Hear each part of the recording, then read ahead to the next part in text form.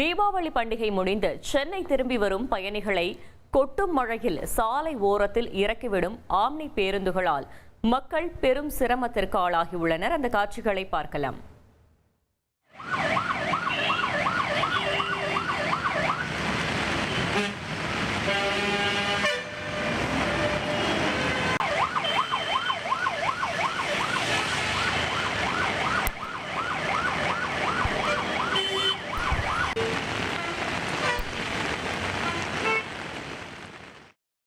இது குறித்த கூடுதல் தகவலை செய்தியாளர் மீரான் வழங்க கேட்கலாம். மீரான், வணக்கம். இது குறித்து பயணிகள் என்ன தெரிவிக்கிறார்கள்? கள தகவல்களை சொல்லுங்க.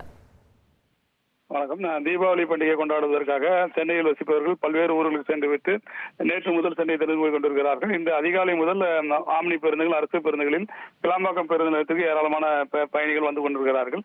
இந்த நிலையில் ஆம்னி பேருந்துகள் கிளாம்பாக்கம் பேருந்து நிலையத்திற்கு உள்ளே செல்லாமல் ஜிஎஸ்டி சாலை ஓரமே நிறுத்தி செல்வதால் கடுமையான ஒரு அவதிக்கிடையே அவர்கள் வந்து செல்லும் காட்சிகள் தான் நம்மால் இங்கு பார்க்கப்படுகிறது.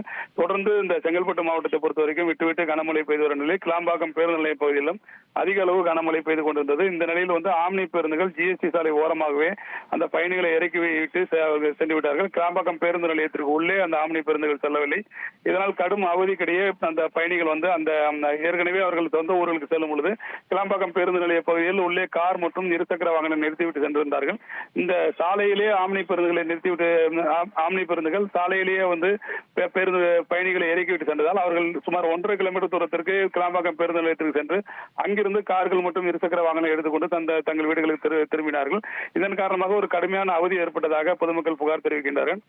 கடுமையான ஒரு போக்குவரத்து நெரிசல் காரணமாக அந்த ஆம்னி பேருந்துகளை உள்ளே அனுமதிக்கவில்லை என்ற ஒரு தகவலை ஆம்னி பேருந்து ஓட்டுநர்கள் சொல்கிறார்கள். இந்த நிலையில் வந்து கிளாம்பாக்கம் பேருந்து நிலையத்திலிருந்து இந்த ஜிஎஸ்டி சாலையை கடந்து செல்கின்ற அந்த நடை மேம்பால பணிகள் பல்வேறு பிரச்சனைகள் காரணமாக நிறுத்தப்பட்டிருக்கிறது. இந்த பணிகளை விரைவாக முடித்தால் இந்த பயணிகள் சாலையை கடக்கும் பொழுது அந்த ஜிஎஸ்டி சாலையில் ஏற்படும் போக்குவரத்து நெரிசலை கட்டுப்படுத்த முடியும்.